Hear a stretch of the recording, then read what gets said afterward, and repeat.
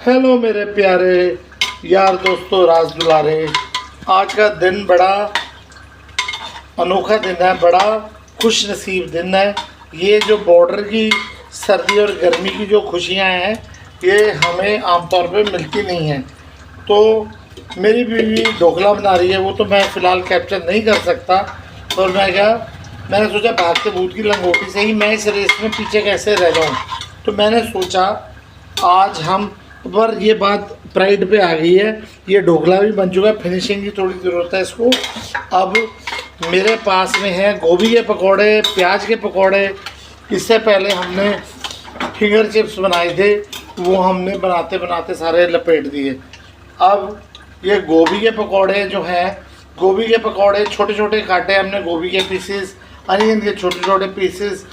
बिहारी पकोड़ा नहीं हमने बनाया कि जो आप फिगर आउट ना कर पाओ, वो सबसे ज़्यादा टेस्टी लगते हैं मुझे। हाफ डन करो फिर बाद में फ्राई करो, पर मेरी वाइफ कहती कि सबकी वैरायटी चाहिए। अगर आज पनीर होता तो मैं आपको पनीर पकोड़े भी बना के खिला देता, ट्रस्ट मी फॉर दैट। ये पकोड़े जो हैं ये फ्राई हो रहे हैं, इसमें हल्दी नहीं है, इसमें कोई अदरक लहसुन नहीं है, इसमें अजवाइन है, धनिया पाउडर है, नमक है, काला नमक है, लाल मिर्च है और कसूरी मेथी है। ये हमारे पाउडर्स हैं। बाकी मोटा बेसन चाहिए, गोभी जैसी सख्त चीज़ पे और प्याज जैसी मुलायम चीज़ पे मोटा बेसन ही चलता है। बाकी हलवाई लोगों का अलग तरह का बेसन होता है, वो हमसे शायद हैंडल भी ना हो, पर ये अपना कुल मिला के फाइनल प्रोडक्ट है। और इसके साथ में लाइन पे बने रहिए। अब मैं आपको लास्ट फाइनल टेक में अपने ब्रेड पकोड़े ऑन लाइव दिखाऊंगा। ब्रेड पकोड़े के नाम पे पनीर के ब्रेड पकोड़े भी आते हैं, आलू वाले भी आते हैं, पर मेरा पर्पस डिफीट हो जाएगा। ये मैं इंटेंशनली सारी चीज़ें state of the art facility दिखाऊँ। अभी आप देख रहे हो एक हाथ से पका रहा हूँ मैं, मेरी कढ़ाई कहाँ जा रही है, मेरे हाथ का फोकस अभी भी मेंटेन्ड है। तो हम बना रहे हैं, अब ये फाइनल टेक है। अब इसमें हम थोड़े से पनीर के ब्रेड पकोड़े बनाएंगे। I am sorry for that, I mean to say bread के ब्रेड पकोड़े बनाएंगे। ये गई हमारी पहली ब्रेड, ये गई हमारी दूसरी ब्रेड, ये गई हमारी तीसरी ब्रेड, ये गई हमारी चौथी ब्रेड। तो अन्ना हमेशा चौकन्ना। हैविंग सेड दैट, ये ब्रेड चली गई है। ब्रेड का मिक्सचर बड़ा बढ़िया सा है, डिसेंट सा है। अब अदरक लहसुन का पेस्ट मैं डाल नहीं सकता, मम्मा आयुर्वेदिक मेडिसिन में है, अदरक लहसुन कौन काटे कौन उसको पीसे। तो ये लाइव है, लाइव के अपने मज़े होते हैं, ज़रूरी नहीं है सिजलर ही हो, ये अपने मज़े हैं। अब ये जो रेजिडुअल है, रेजिडुअल को आप थोड़ा सा जजमेंटल हो के इवनली स्प्रेड कर दीजिए ताकि बैटर वेस्ट ना हो। अब इनको हम पकने देंगे, तो मेरे साथ बने रहिए। हम इसको पका रहे हैं, हम देखते हैं कि अपना फाइनल प्रोडक्ट कैसे निकलता है। एज ऑफ नाउ अपने पास गोभी के पकौड़े हैं, प्याज के पकौड़े हैं। अब लोग टीजर्स डालते हैं, फाइनल ग्रेवी को दिखा देते हैं। अब टारगेट ऑडियंस को रेसिपी भी ना मिले, वो फ्लेवर को इन पर्सन भी नहीं इंजॉय कर पाएंगे। गीक जनरेशन है आगे, आने वाले दिनों में ऐसा टाइम आएगा, होलसम डाइट है, वेगन है, नॉन वेगन है, एक कैप्सूल खाया, पानी पी लिया, डीमोनेटाइजेशन करनी है सरकार ने, पैसा होगा नहीं, यूपीआई या अलग तरह के आएंगे, पैसा एक चेन में कन्वर्ट होता रहेगा। Money is just an emotion, and emotional people like me are yet founding their place to prove the mettle. Like ऐसी कोई बात नहीं है कि मेरे पीछे स्ट्रॉन्गली ड्रिवन हूँ मैं पैसे को मोनेटाइज करने के लिए, पर लोग कर रहे हैं कंटेंट के लिए। मेरा जेन्युइन सा कंटेंट है। मेरे टारगेट ऑडियंस जो है, मेरे को MCQs आते हैं यूट्यूब पे कि आपके टारगेट ऑडियंस कौन होंगे। मैं सोचता हूँ स्टूडेंट्स हैं, ये है वो है, नॉर्मल मिडिल क्लास लोग। मैं भी मिडिल क्लास ही हूँ या थोड़ा सा ऊपर हूँ शायद, मैं भी, क्योंकि चीज़ें एग्जीक्यूशन तो हो रही हैं, लाइफ स्मूथ है।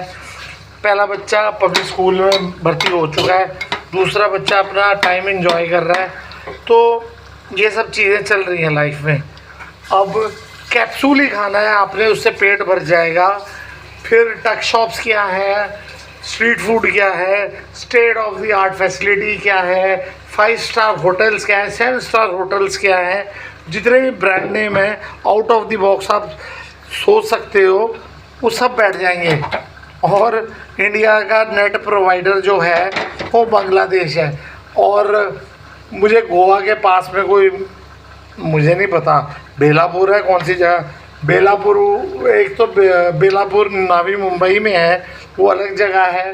गोवा के पास भी कोई जगह है, वो शायद वहाँ से रूट होता आता होगा, वो पैकेट्स रिसीव, पैकेट सेंड्स, वो इंटरनेट आता होगा वहाँ से।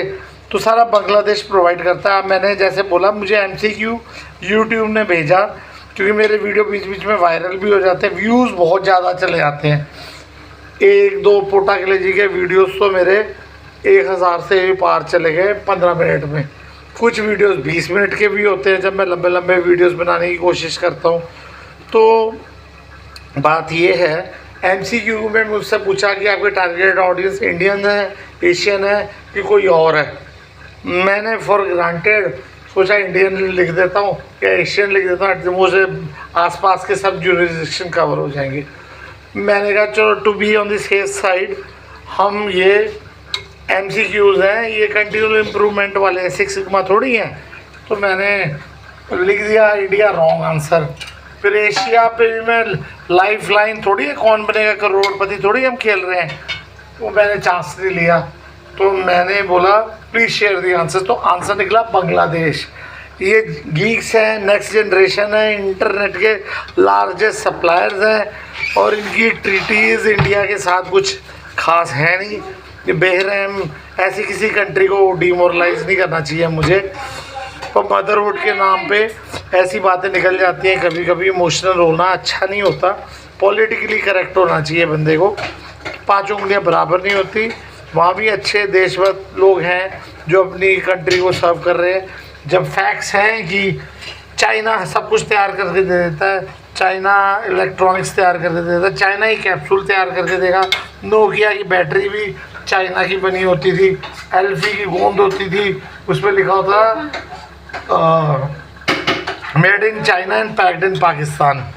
तो ये चाइना तो हमेशा से रहा है। बाकी अक्रॉस बॉर्डर्स वहाँ ग्रीन लैंड्स हैं हमारे आसपास के नेबरिंग कंट्रीज़ के। खाना पानी हमारा यहाँ से गाड़ियाँ वाड़ियाँ जाती हैं तो उनका ट्रीटी है, वहाँ से भी हमें मल्टी लोड्स ऑफ फूड्स मिलते हैं, अच्छी अच्छी चीज़ें मिलती हैं, वो सब चलता रहता है, ये ट्रीटी है। तो ले बीच में पॉलिटिकली करेक्ट होना चाहिए। वहाँ बांग्लादेश में क्या गुरुद्वारे नहीं है? बांग्लादेश में चर्च भी हैं, पाकिस्तान में भी चर्च हैं, पाकिस्तान में गुरुद्वारे भी हैं, मंदिर भी है वहाँ पे, तो सब कुछ है, सब जगह है। ये पॉलिटिकल लोग होते हैं जो अपने स्वार्थ के लिए सारी चीज़ें लोगों को कैजुअली एड्रेस कर देते हैं। सरकारी स्कूलों में बच्चों के दाखिले नहीं, जो इन्फ्लुएंशियल लोग हैं उनके प्राइवेट स्कूल की फ़ीस हम अफोर्ड नहीं कर सकते। 1-2 मल्टी फ्रेंचाइजी सरकारी दवाइयाँ बांटने से सॉल्ट कितना सही है ये भी सुना हमने किताबों में, न्यूज़ में आजकल, कि जो कीटाणु हैं वो बांट दिए जाते हैं, फिर उसके बाद में उनकी एंटी वैक्सीन्स इंट्रोड्यूस कर दी जाती हैं। तो कैंडिड बातों में मैं ये बताता हूँ, मैं भी bachelors in medical lab technology हूँ।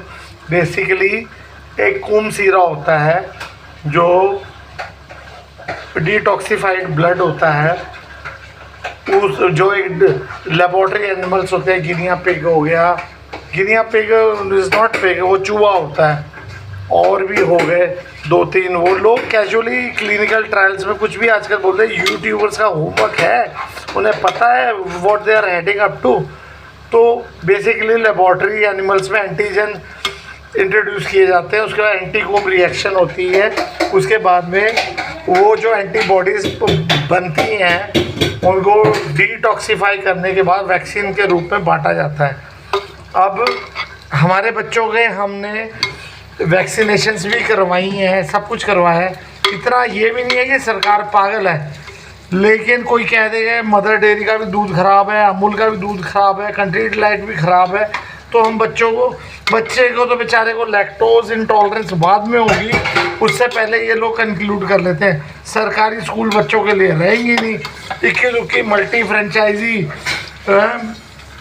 अपनी सरकारी आउटलेट खोल लेंगे दवाइयों के, सॉल्ट के नाम पे क्या मिल रहा है भगवान जाने।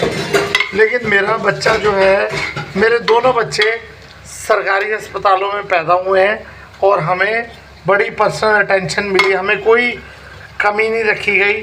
अब भी आशा वर्कर्स आती हैं, मेरे बच्चों का वज़न वगैरह नापती हैं, पोलियो ड्रॉप्स दी जाती हैं और सब कुछ हो रहा है। हो गया ये बंद कर दो, कर दो। अब पीछे से कमेंट आने शुरू हो गए हैं बेगम के, तो I think it's almost done. I went slightly out of the scope, it's okay. So as I say, it goes without saying, these bread pakoras are pretty done. So we have 3 things in place. First is our gobi pakoras, छोटे छोटे. Then is our onion pakoda, medium size. Then is our nevertheless bread pakodas. So this is something that I thought like coming up with at this very moment. So I shall keep you guys posted. So at this point in time I have shot this video. However, I'll be posting it tomorrow because I have to look out for other things as well. Thank you. God bless you all. Keep posted.